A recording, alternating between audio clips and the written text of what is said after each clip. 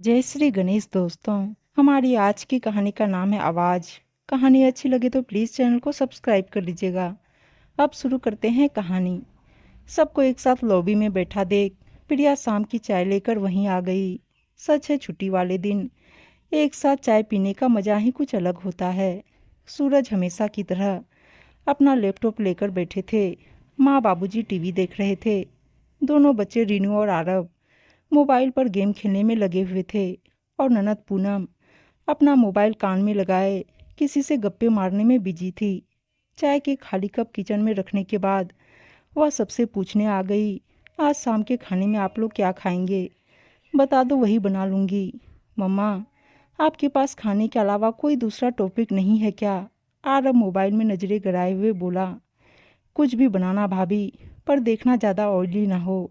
आपकी सुबह वाली कचौड़ियाँ खाकर मेरी डाइटिंग का तो सत्यानाश हो गया है। पूनम ने अपनी राय दी, कुछ भी बना लो यार, यह क्या होटल के वेटर की तरह आकर पूछने लग जाती हो? अभी दोपहर वाला भी हजम नहीं हुआ, तुम्हें शाम की फिक्र लग गई। एक ओटीपी आने वाला था, तुम्हारे इस खाने के चक्कर में निकल गया। खैर छोड़ो, यह सब तुम क्या जानो, तुम्हारी दुनिया तो बस घर और किचन तक ही सीमित है। सूरज अपना लैपटॉप लेकर स्टडी रूम में चले गए। एक छुट्टी के दिन भी चैन नहीं लेने देती हो मेरे बेटे को। अरे खाना बनाने में टाइम ही कितना लगता है, जो अभी से पूछना शुरू कर दिया। बेचारे का सारा मूड ही खराब कर दिया। माँ जी कहाँ चुप रहने वाली थी। मैं क्या सोच रही हूँ मम्मा? अपमान से स्याह पड़े अपने चेहरे और आंखों में छलक आई नमी को पोंछ वह रीनू की आवाज़ सुनकर ठहर गई। क्यों ना आज हम लोग पिज्ज़ा ऑर्डर कर लें? बहुत दिन हो गए घर का बोरिंग खाना खाते खाते। रीनू की बात पर माँ जी और पूनम ने भी डाइटिंग भूलकर अपनी रजामंदी दे दी। ठीक है, फिर यह फाइनल है, आज शाम को हम सब पिज्ज़ा ही ऑर्डर करेंगे। रीनू और आरव एक साथ बोले। प्रिया को वहाँ से जाता देख बाबूजी बोले, बेटा इन लोगों को अपना पिज्ज़ा खाने दो। तुम ऐसा करना, मेरे लिए लौकी की सब्जी और मूंग की दाल बना देना। जी बाबूजी कहे वह वहाँ से अपने कमरे में आ गई। आज सचमुच उसकी आंखों में आंसू आ गए। सबको खुश रखने के चक्कर में सारा दिन एक टांग पर नाचती रहती है। माँ जी की दवाई, बाबूजी का परहेज वाला खाना, पूनम का डाइट फूड, बच्चों की पढ़ाई लिखाई, होमवर्क, सूरज की ऑफिस की फाइलों को संभालने से लेकर घर के कभी न खत्म होने वाले ढेरों कामों की जिम्मेदारी वह खुशी खुशी निभाती है। और उन सबकी नज़रों में उसकी अहमियत एक काम वाली बाई से ज़्यादा नहीं है। अपने कॉलेज की मेधावी छात्रा, मम्मी पापा की लाडली बेटी, जिसने अपने करियर को लेकर ढेरों सपने देखे थे। घर परिवार की जिम्मेदारी निभाते निभाते खुद अपने बारे में सोचना ही भूल गई। शादी के बाद ससुराल आकर जब उसने एक बार दबी जुबान से आगे पढ़ाई करने के बाद नौकरी करने की बात कही, तो माँ जी ने जवाब दिया कि तुम नौकरी करोगी तो घर कौन देखेगा? नौकरी करने का ख्याल छोड़, घर परिवार की जिम्मेदारी संभालो। तुम्हारी पढ़ाई तुम्हारे बच्चों को पढ़ाने लिखाने के काम आएगी। उसने उम्मीद भरी निगाहों से सूरज की तरफ देखा। वहां से भी निराशा ही हासिल हुई। सूरज उन पुरुषों में से था जो अपनी माँ की हर सही गलत बात सिर झुकाकर मान लेते थे। उसने भी एक आदर्श बहू की तरह घर की सारी जिम्मेदारियां अपने नाजुक कंधों पर उठा ली। फिर दोनों बच्चों के जन्म के बाद तो उसे इस बारे में सोचने का वक्त ही नहीं मिला। बाबूजी का खाना लेकर उनके कमरे में गई तो उन्होंने उसे अपने पास बिठा लिया। उनकी निगाहों से उसकी आंखों की नमी छुप ना सकी। उनके मुंह से प्यार के दो बोल सुनते ही उसके दिल का दर्द बाहर आ गया। घर में कोई भी मुझसे खुश नहीं है बाबूजी। ना मैं एक अच्छी बहू हूँ, ना पत्नी, और ना ही एक अच्छी माँ हूँ। बिल्कुल सही कह रही हो तुम। बाबूजी के ऐसा कहते ही वह उनकी तरफ देखने लगी। तुम अच्छी नहीं बल्कि बहुत अच्छी हो, इतनी ज़्यादा अच्छी कि अच्छी बनने के चक्कर में तुम खुद को ही भूल गई हो। और जिनके लिए तुमने अपनी ज़िंदगी के इतने साल लगा दिए, उन लोगों की नज़रों में तुम्हारी कोई कीमत ही नहीं। और इसमें गलती उन लोगों की नहीं बल्कि तुम्हारी है। पता है क्यों? तुम सबकी हर सही गलत बात सिर झुकाकर मानती चली आई हो। और अब उन सबको इसकी आदत पड़ गई है, जिसका जो मन आता है वह कहकर चला जाता है, बिना यह सोचे कि तुम भी एक हाड़ मास की बनी इंसान हो। तुम्हारी भी भावनाएं हैं, आत्मसम्मान है। और दुख की बात यह है कि सबकी देखा देखी अब तुम्हारे बच्चे भी इसमें शामिल हो गए हैं। तो फिर मैं क्या करूं बाबूजी? मुझे कुछ भी समझ में नहीं आ रहा है। तुम्हारा खोया हुआ आत्मसम्मान वापस दिलवाने के लिए मेरे पास एक आइडिया है। पर पता नहीं तुम उसके लिए तैयार होगी कि नहीं। बाबूजी रहस्यमयी ढंग से बोले, आप बताइए तो सही। मुझे पता है आपने मेरे लिए कुछ अच्छा ही सोचा होगा।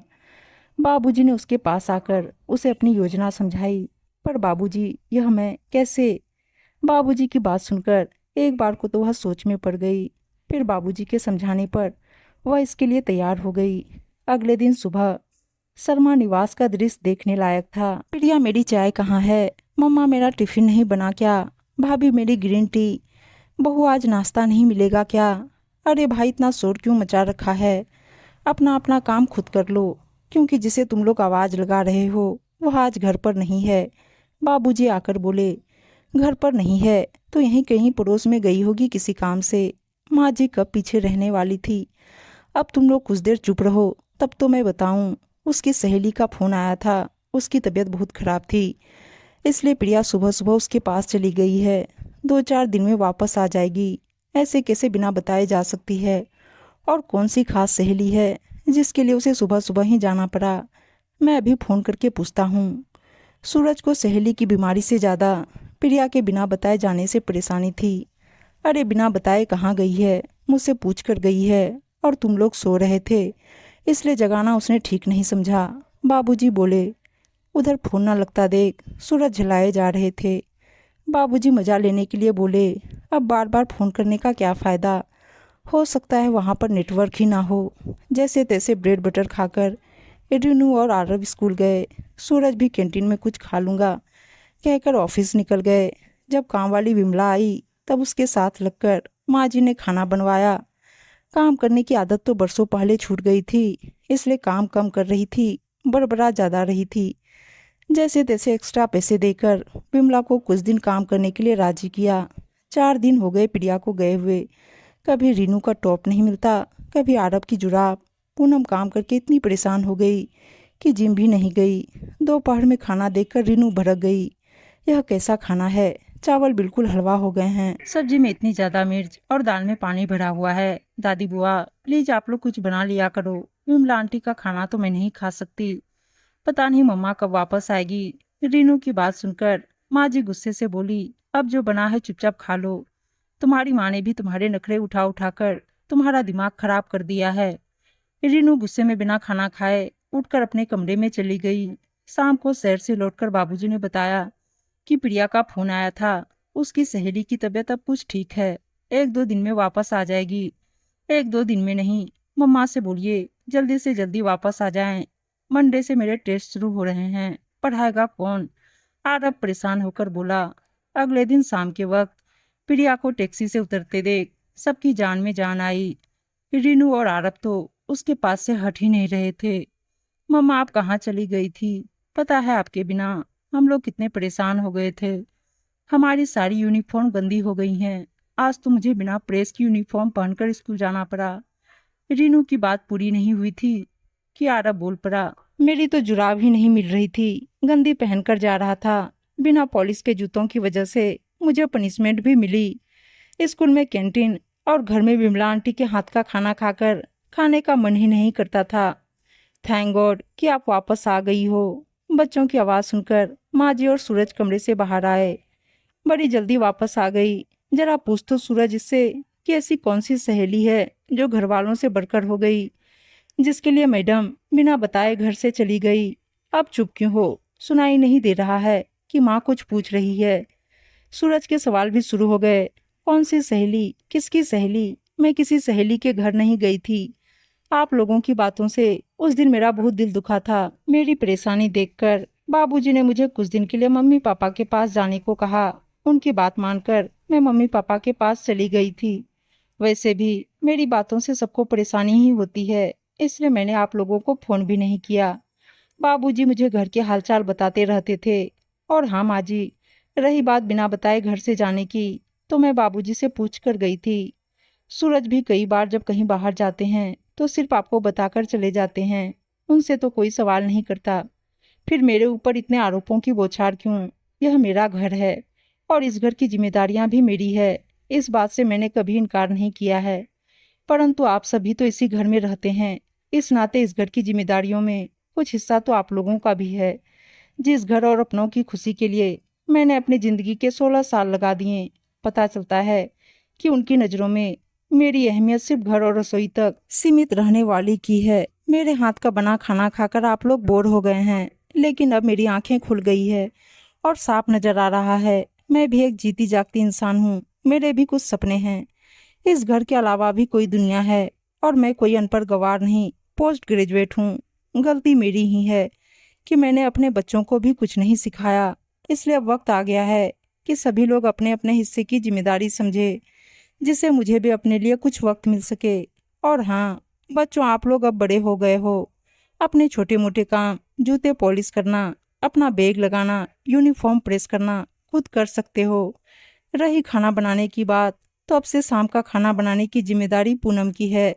मैं नहीं चाहती कि मेरी प्यारी ननद को अपनी ससुराल में मेरी तरह ताने सुनने को मिले कि मायके वालों ने कुछ भी नहीं सिखाया। प्रिया को इस तरह बोलते पहले किसी ने नहीं सुना था। सब हैरानी से उसे देख रहे थे।